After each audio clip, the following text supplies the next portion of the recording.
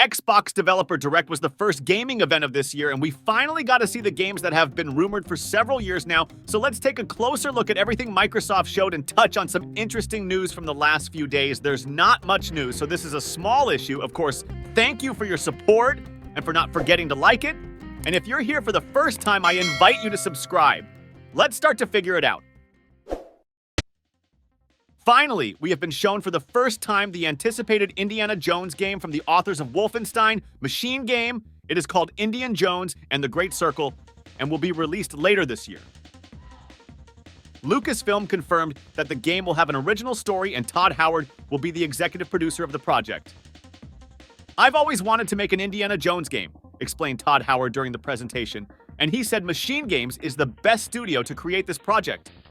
So, the genre of the game will be a first-person action adventure in which players will be able to work with the legendary whip to solve the mysteries of ancient civilizations, and most importantly, to see the young Harrison Ford again, because the Indian shows his charming face not only in cut scenes, but also when he explores temples and drives enemies with his whip, finds secrets buried in tombs and behind statues. And yes, he has an iconic whip that can be used in battle as a movement and as a distraction. Other clips show first and third-person gameplay, as Indy explores ancient tombs and solves puzzles. We also see Indy jumping from one plane to another during a large-scale aerial battle. Our first real look begins with Indy in a predicament, buried up to his shoulders in hot sand in the desert, though the filmmakers have decided not to spoil how he gets out of this situation. The game takes place at Marshall College, in the interval between Raiders of the Lost Ark and The Last Crusade. Indy hears a strange sound and follows it to find a mysterious man who steals an artifact. His investigation leads him to the Vatican and later to other places, including Egypt and the Himalayas, where he explores ancient sites to uncover the essence of this mystery. An investigative reporter who has a personal interest in the mystery that Indiana is investigating, and the villain Emmerich Fosse, who is obsessed with manipulation and mind control. Machine Game says that The Great Circle is meant to be a very cinematic and action-oriented game. In keeping with the spirit of the movies, they used a lot of stunt actors for very difficult segments, and the gameplay combines mostly first-person gameplay with occasional moments of switching the camera to a third-person view where necessary to create a more cinematic feel. The adventure to unravel the mystery of The Great Circle will launch this year on PC and Xbox Series. Next up is one of the most expected games of this year, Senua's Saga Hellblade 2. It's been 4 years since the announcement, and now Ninja Theory has finally announced the release date of May 21st, which we knew a few days ago it will be released on PC and Xbox Series, including Game Pass. But that's not all the cool news. We got a brand new in-depth look at the game.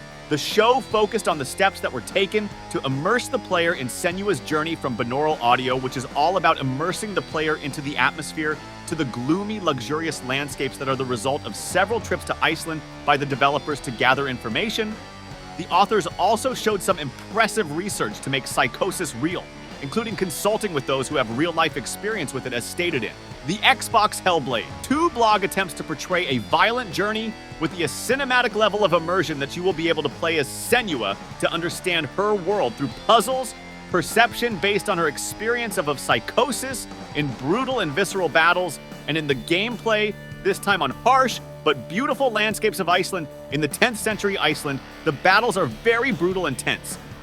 And given that the heroine is fighting for survival, players will feel it literally fully on themselves there. And the blog adds that the game will be similar in duration to the original, with a focused storytelling. According to the site, how long to beat the passage of the original took about 7-9 hours, and given the length of the game, will be sold for only $50 instead of $60 at the event. Obsidian have shared details about their next project, Avowed, which takes place in the universe of the isometric RPG Pillars of Eternity. While Pillars of Eternity is our traditional top-down role-playing game's top-down, Avowed is more like a Skyrim with first-person combat, magic exploration, and a lot of choice-based decisions that affect the game's story. The new footage we saw shows off the combat in Avowed, with a particular emphasis on customizing your equipment and quickly switching between different weapons to adapt to different game situations. In fact, You will have several sets of weapons between which you can quickly switch by changing different types of weapons and switch between spells, sniper shooting, and melee combat to cope with enemies with different specializations. Moreover, you can combine any weapon options using firearms with a sword or shield and a staff. Some of the classes are healers, some are defenders and fighters, and some are incredibly difficult in terms of gameplay. As Obsidian says, there are numerous combinations available to the player that will simplify the battles. I was somewhat overwhelmed by the huge arsenal from swords and magic to magic wands and good old-fashioned guns. There are even parries and special attacks to provide variation and variety to the battles, especially when enemies seem to be tactically approaching the fights. Heck, you can even fight with two wands at once, holding them in both hands if you really want to be a magician. A shooter, just like in the Potter, looks cool as you would expect from a title authored by the developers of Fallout New Vegas and the Outer Worlds. In Avowed, there will be non-linear dialogues and difficult decisions. Players in one of the quests will face a potential deserter and must decide who they think is to blame for the tragedy. Obsidian says that Avowed will deal with the so-called gray morality, and difficult decisions and characters will react differently. Characters will react differently to different choices. No more black and white actions, just shades of gray. Finally, we were shown some of the different biomes of the living Earth, including forests, volcanoes, and deserts. Obsidian wanted to make the game world as exotic as possible by combining bright elements and boring pastel colors. For example, deserts can coexist with living natural oases, but it is worth considering that there is danger at every turn because each location is inhabited by dangerous creatures from mushrooms that can feed on you to combat reptiles. According to the developers, Avowed will be a strange game, but a beautiful one with a lot of secrets, unusual sights, and strange creatures on the scale of RPGs. The authors compare it to Outer Worlds with the second part of KOTOR. Players will be able to travel to the magical world of Avowed in the fall. Square Enix showed visions of Mana, an upcoming role-playing game that will bring the Mana series to Xbox for the first time in more than 30-year history of the franchise. And also, Square Enix has brought a new window release this summer. And it's also the first full-fledged game in the main series in the last 18 years since the appearance of Dawn of Mana on PS2. Square Enix decided to take on visions of Mana, seeing the audience's interest in the series, by selling remakes of old parts. The plot will tell the story of the journey of a young man, Vala, who accompanies his girlfriend on the way to the Mana Tree in order to revive it and establish the flow of magic. Ether new footage allows you to get acquainted with the creatures in more detail. Visions of Mana developers have tried to maintain authenticity by offering a fresh JRPG story with familiar elements. But now in an open world where players can move around on a mountain, the creator of the series, Koichi Ishii, spoke about the return of fan-favorite monsters such as the Slave, and he also introduced a new mountain pickle. Piculas are large, fluffy dog-like stoats that the player can ride around the world and use to attack enemies. Later, we got acquainted with the real-time combat, which includes melee and air attacks, as well as help from the main elements of the series through objects. Finally, we got to know the music of Visions of Mana, which includes 100 songs written by many people who have participated in the series in the past. The music will dynamically change between exploration and combat in the world. And finally, Oxide Games, a studio consisting of former Civilization developers, showed their strategy for Era History Untold, which will be released in the fall. The main thing is that now we know that it will be released in the fall. During the reveal, the developers revealed several important new details, saying that they wanted to challenge preconceived notions about the genre.